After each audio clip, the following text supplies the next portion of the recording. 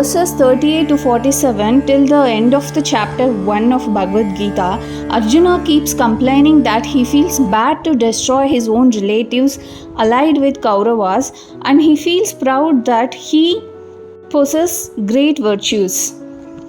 Swami Ram Sukdas in his commentary points out that this quality of Arjuna is not correct. In fact, we all have both goodness and defects in our personality, but we take pride in our virtues and we find defects in others. Rather than purifying our own soul further and further, we keep on identifying defects on others and being proud of who we are.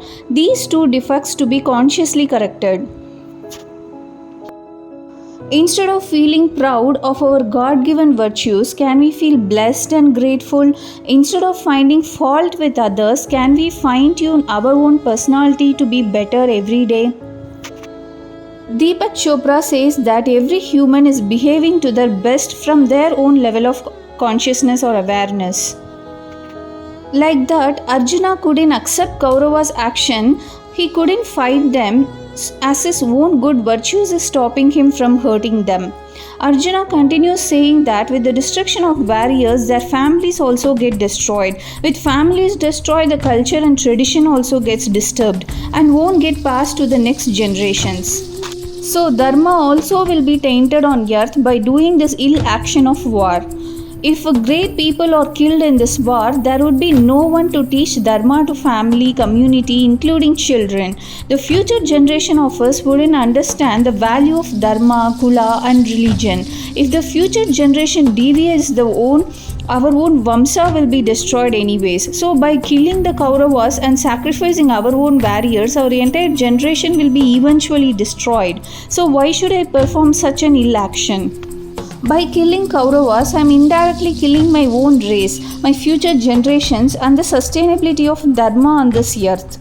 Dharma is prevailing in the world because each one of us is performing our Kula Dharma and following the Shastra instructed to us by great sages in everyday rituals. With the death of these warriors on both sides damaging their families, the future generations will deviate from their Kula Dharma and nobody will be there to reiterate the Shastra to them. So eventually it will end up in intercaste engagements and so on. The children born out of such marriages will not be eligible to do the rituals of either caste, and thus our whole Sanatan Dharma might collapse. Also, people who lose their family tradition end up in hell, and so the future of our race won't have good experience on this earth now or on the plains thereafter their life. Driven by greed and pleasure, both Kauravas and ourselves Pandavas are standing in this battlefield. By killing my own relatives, I am committing a sin without using the discrimination power of my intellect. Arjuna continues saying that if I turn away from this war, maybe my race will be protected, or maybe Kauravas would still kill me, but still I would be free from committing a sin. Here Swami Ram Sukdas points out that Arjuna brags about dharma and righteousness, but inside he is terrified about his afterlife and his family and children. As we know, his own son Abhimanyu is also a Pandava warrior. Conveying all his mental agony, Arjuna put his bow down and got down from the chariot and fell on his knees in front of Sri Krishna Paramatma.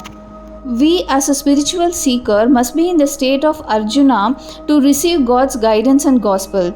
If you see, Duryodhana was also in distress at the beginning of the battle, but his concerns were based on greed and evil-mindedness. If Sri Krishna Paramatma preached Gita to Duryodhana even 100 times, it would not have created any shift in his perception. We must hold three qualities higher to be in the right state of mind to understand Gita and practice it in our everyday life. Number 1, being righteous. Number 2, being willing to sacrifice our ego. Number 3, being truthful to the God. These qualities to be held higher even at the time of distress and adversities, like life-tested Arjuna.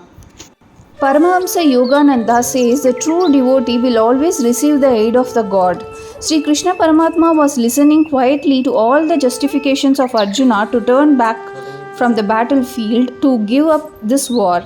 With this, chapter 1 is complete. In the next chapter, we will see how Sri Krishna Paramatma replies to Arjuna and slowly guides him into sanity. Rama Hare Rama Rama Rama Hare Hare, Hare Krishna Krishna Krishna Hare Hare.